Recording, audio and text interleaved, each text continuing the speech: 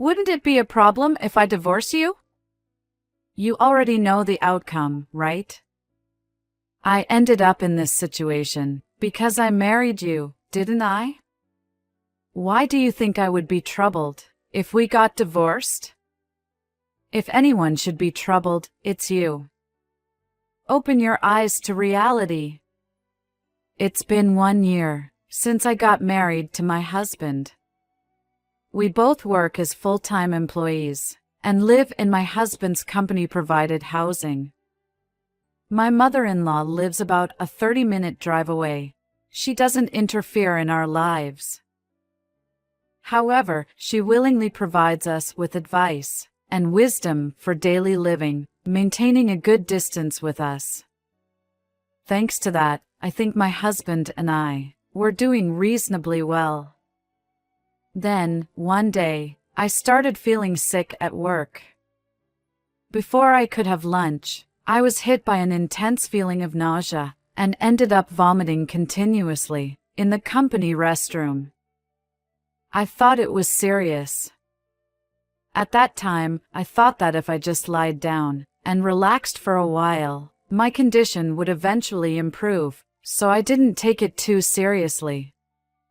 For the time being, I decided to go back to the office and inform my boss that I wanted to leave early. I was confident that I looked very pale, so I didn't think my request would be denied. Therefore, while holding on to the toilet, I sent a message to my husband saying, I can't stop vomiting. I'm not in a condition to cook dinner, so either eat out or get takeout. Well, I guess it's okay for now. My husband is not capable of doing household chores properly, but if I inform him in advance, he should be able to handle it somehow. Finally, the vomiting stopped, and as I rinsed my mouth with water I bought from a vending machine, I received a reply to my message from my husband. I thought it would be a message saying understood, but it was completely different. My husband replied, I'll be working overtime, so it's impossible. You don't have to cook, but make sure to buy something by yourself. From my husband's company to our company-provided housing, there are convenience stores and 24-hour beef bowl restaurants. I don't want to stop at any of them, and just want to go straight home. I was annoyed by his selfish excuse. Since I never send such emails normally, he could have shown a bit more concern. I replied, I'm telling you it's impossible. I'm really in pain. If I could, I wouldn't send such an email. Please, just let me rest. But there was no response to this. I don't know if he's really busy or if he's just become tired of dealing with me, but I understood that he has no intention of concerning my health. I never expected such a cold reaction. I thought we were able to get along well and respect each other. I have been supporting my husband, but it seems that he was simply not interested in me and did not actually respect me. Thanks to my anger towards my husband, the nausea subsided a bit temporarily, so I went back to the office and requested my boss to let me leave early. As I had expected, my boss was very concerned about my appearance and immediately approved my early leave. On the way home, the feeling of nausea got strong again, and I felt a slight feverish sensation in my body. But I stopped by a bento shop near our company-provided housing and ordered a bento for my husband. I requested it to be ready around 6 p.m. and somehow managed to crawl my way back home, where I became a resident of the restroom for a while.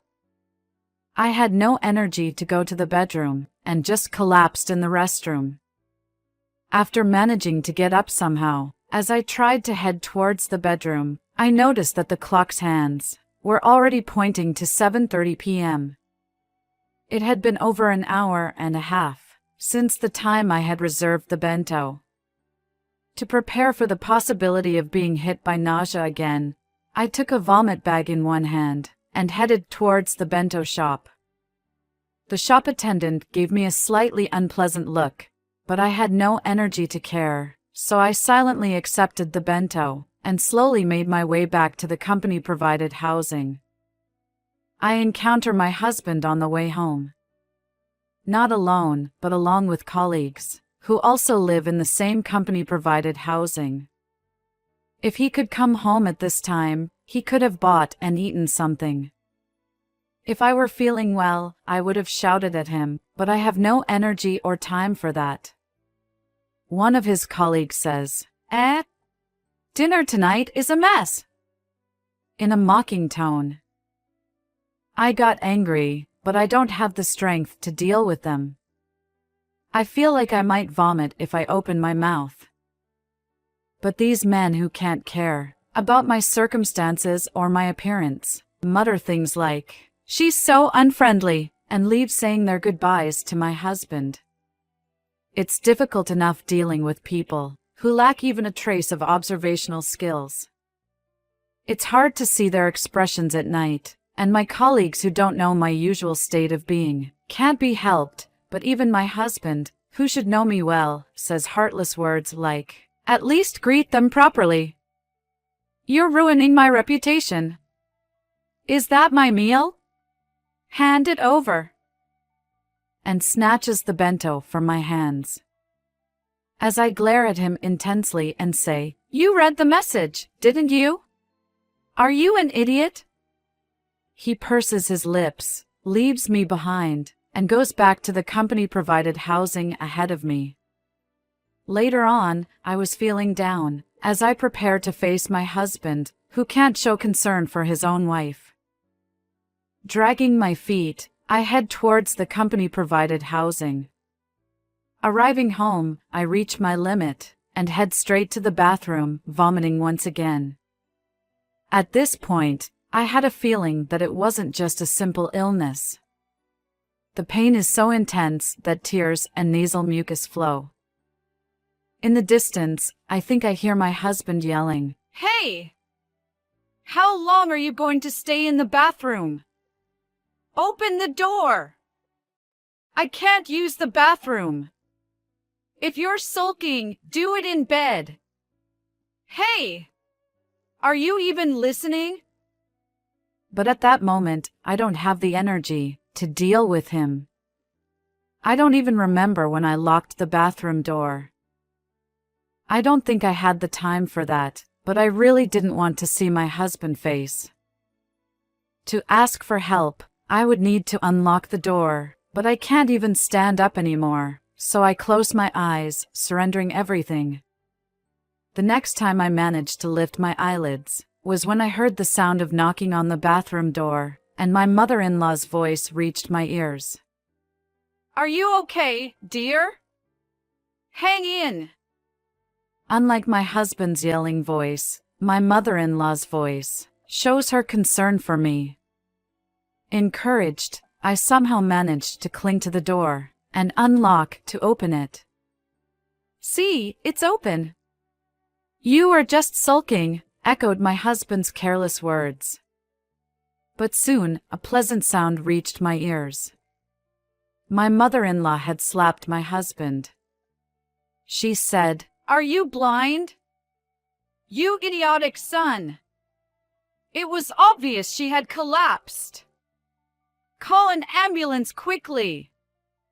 She scolded him, but my husband, in a sulky manner, said, "You are just sleeping, right?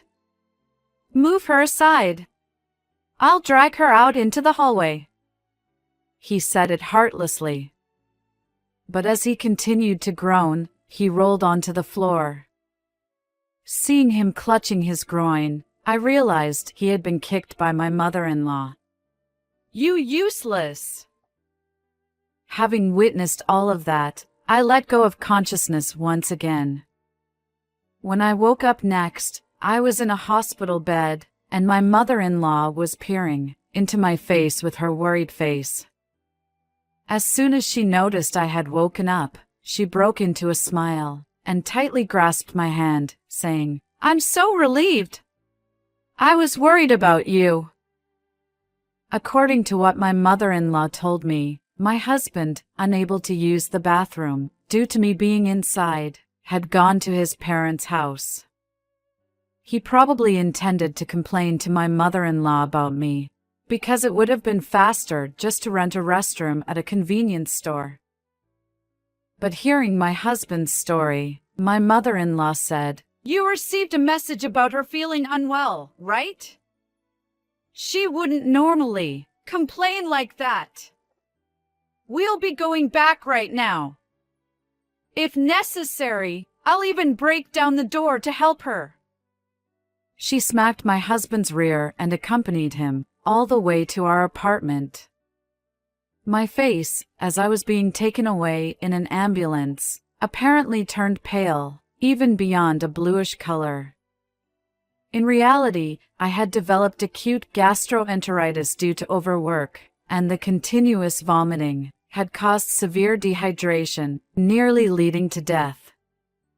If my mother-in-law hadn't come, I truly believe I would have died. I expressed my gratitude to her, but she replied, "It's all right, dear. More importantly, I'm truly sorry for my son. I never imagined he would become such a useless adult."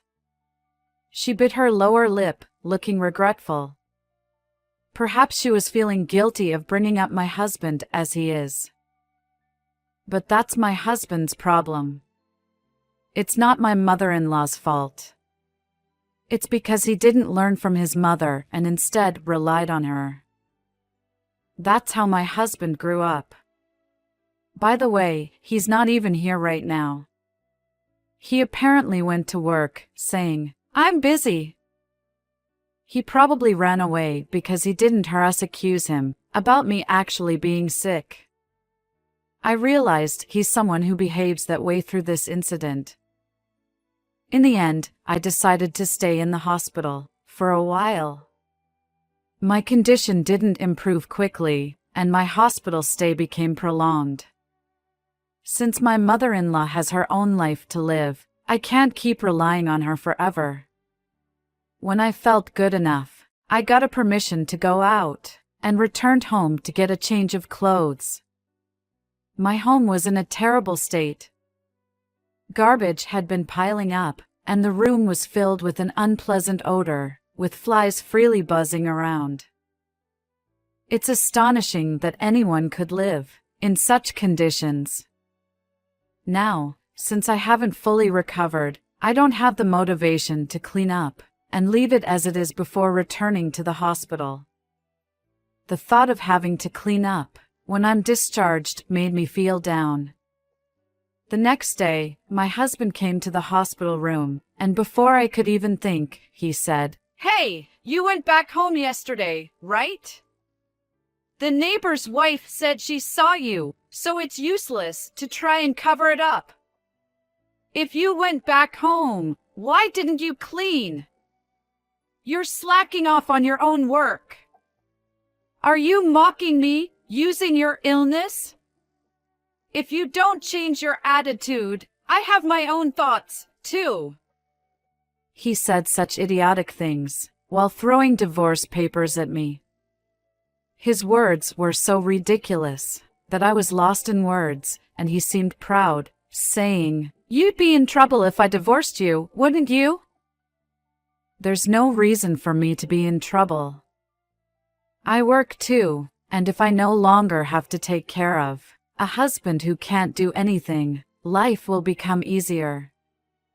Since he doesn't help me, even when I'm going through a difficult time, there's nothing good about being together. I feel sorry for my mother-in-law, but I don't feel anything towards my husband himself. Without hesitation, I accepted the divorce papers and told him, "I'll make sure to prepare it before your next visit. So for now, just go home. You're bothering me." I sent my husband away. He seemed to have expected me to cry and apologize, but with wide eyes, he said in confusion, "Hey, what's going on?" But I didn't care at all. I had brought my personal seal to the hospital room, so I stamped the divorce papers. Within that same day, and all I had to do was wait for my husband to come again. However, since it seemed like my husband only intended to threaten me, I worried if he would actually submit the papers properly. In fact, I feel it would be more certain if I submitted it myself after being discharged, rather than handing it over to him. But my worries turned out to be groundless. 3 days later, not only my husband but also my mother-in-law were in the hospital room, and my husband was being restrained by my mother-in-law, forced to bow his head to me. My mother-in-law said, "I'm truly sorry that my idiot son has caused nothing but trouble. I've had enough of it. I'm sorry this is such a small amount, but please use it as compensation for your new start." She handed me an envelope filled with money. Oh, I can't accept this. It's too heart-wrenching to let my husband off the hook after my mother-in-law saved my life. That's why we don't need a divorce, so there's no need to give me something like that. All I need is for you to show some remorse, and that's enough. I'm not seriously considering a divorce. He went out of his way to provoke me with such words. I have no intention of letting my mother-in-law pay money, nor do I have any intention of pretending the divorce conversation never happened. I work too, so I can manage my life without any problem. Please use this money for yourself. But can I ask you a favor instead? Could you submit this on my behalf? I just can't trust my husband. My mother-in-law nodded and said, I understand. I will take responsibility and submit it for you. My husband's expression changed dramatically, and he said, Wait a minute. Think it through.